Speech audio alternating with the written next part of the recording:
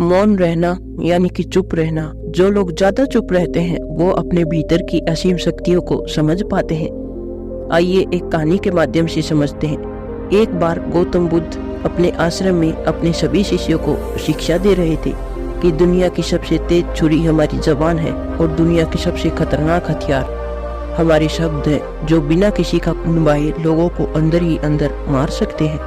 हमारे शब्द हमारी ताकत हो सकते हैं, लेकिन यह हमारी सबसे बड़ी कमजोरी भी हो सकती है। अगर हमें नहीं पता कि कब, कहाँ और क्या और कितना बोलना है, यदि हम सही समय पर सही इरादों के साथ सही शब्दों का प्रयोग करते हैं तो यह हमें एक सफल व्यक्ति बनाता है। तो दोस्तों, आज की स्टोरी के माध्यम से मैं आपको बताने वाला हूँ कि चुप रहकर कैसे हम अपने जीवन को बदल सकते हैं। आपको चुप रहने की शक्ति का एहसास इस वीडियो में होने वाला है। वीडियो शुरू करने से पहले कमेंट बॉक्स में नमो बुद्धाय लिखकर वीडियो को लाइक जरूर करें। तो चलिए वीडियो को शुरू करते हैं। जापान में एक बहुत ही प्रसिद्ध बौद्ध भिक्षु रहा करते थे। उनका नाम रिसाई था। रिसाई अकेले रहते थे। दुनिया की शोर शराबे से दूर जंगल में वो रहते थे और वह बड़े ही ध्यानी और प्रभुभक्त व्यक्ति थे, इसलिए वह पूरे जापान में बहुत अधिक प्रसिद्ध थे। एक दिन एक राजकुमार रिसाई के पास आया और बोला, हे प्रिय भिक्षु, मैं हमेशा थका हुआ, निराश और परेशान महसूस करता हूँ। मेरा मन बहुत अशांत रहता है। हालांकि मेरे पास सब कुछ है, दौलत, शोहरत, सुख सुविधाएं जो हर व्यक्ति चाहता है या पाने की इच्छा करता है, लेकिन फिर भी मेरे अंदर इतनी अशांति और चिंता क्यों है? रिसाई ने उसकी बात बहुत ही ध्यानपूर्वक सुनी और कुछ सोचने के बाद कहा, तुम इस प्रश्न का उत्तर जानते हो, बस तुमने कभी इस प्रश्न को हल करने की कोशिश नहीं की है। रिसाई ने आगे कहा, मैं एक रिसर्च करना चाहता हूँ, क्या तुम मेरा साथ उसमें दोगे? इस रिसर्च के बाद तुम्हारे जीवन में किसी भी तरह की अशांति और चिंता नहीं रहेगी। ये बातें सुनकर राजकुमार बहुत हैरान था। उसने रिसाई से कहा, बताइए मुझे क्या करना होगा? मैं अपने मन की शांति के लिए कुछ भी करने को तैयार हूँ। राजकुमार की इन्हीं बातों को सुनकर भिक्षु ने कहा, तो फिर आप अगले 15 दिन के लिए मेरे आश्रम में रहोगे और एक सामान्य व्यक्ति की तरह अपना जीवन व्यतीत करोगे और इन 15 दिनों में तुम अकेले और चुपचाप रहोगे, जितना हो सके कम बोलोगे। राजकुमार उस भिक्षु की बातें सुनकर सहमत हो गया। पहले दिन राजकुमार को लगा कि उसका मन सामान्य से अधिक अशांत और विचलित है। उसके मन में तरह तरह के विचार आ रहे हैं और वह आम लोगों की तरह जीवन जीने में असहज महसूस कर रहा है। उसे अंदर से बोलने की इच्छा हो रही थी, लेकिन वह चुपचाप रहता है। उसके मुंह से एक भी शब्द नहीं निकला, बस इस वजह वह चुपचाप बैठा रहता। लेकिन रात को सोते हुए उसे अंदर ही अंदर शांति का अनुभव होने लगा। उसके लिए यह अनुभव अजीब था।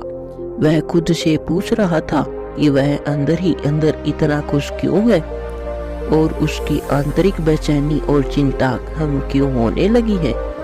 अगले दिन राजकुमार अकेला चुपचाप बैठा रहा और वह प्रकृति को निहार रहा था।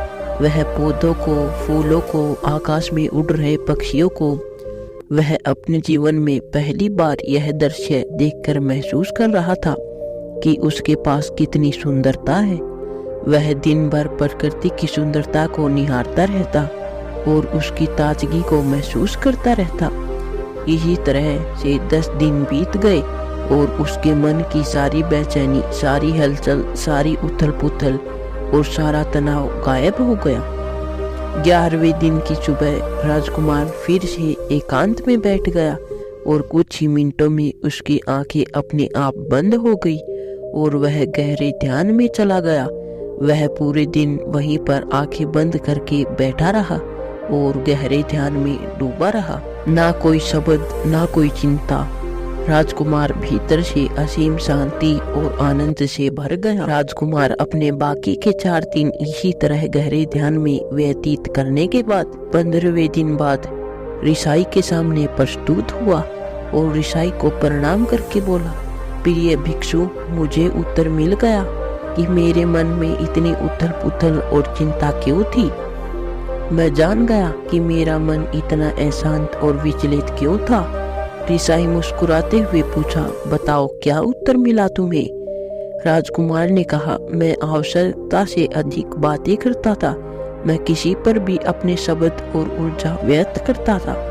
मैं दिन भर अपने लोगों से फालतू की बातें करता रहता, फिर उन्हीं के बारे में अकेले में सोचता रहता और ज्यादातर समय नकारात्मकता ही सोचता रहता। इस तरह मैं अपना समय बर्बाद कर रहा था। ज्यादा बोलने और नकारात्मक सोचने की वजह से मेरा मन अशांत और बेचैन हो गया था और इसी वजह से मैं किसी भी काम को ठीक से नहीं कर पा रहा था, जिसकी वजह से मैं हर काम में असफल होने लगा और फिर इन्हीं लगातार मिलने वाली असफलताओं की वजह से ही मैं अंदर से और भी उदास और चिड़चिड़ा हो गया था। इन्हीं सभी चीजों की वजह से मेरा जीवन नष्ट हो रहा था। तो दोस्तों, उम्मीद करता हूँ कि आपको इस कहानी से एक अच्छी सीख मिली होगी।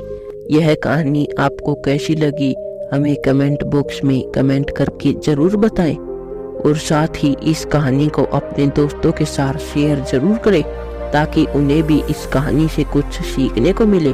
धन्यवाद।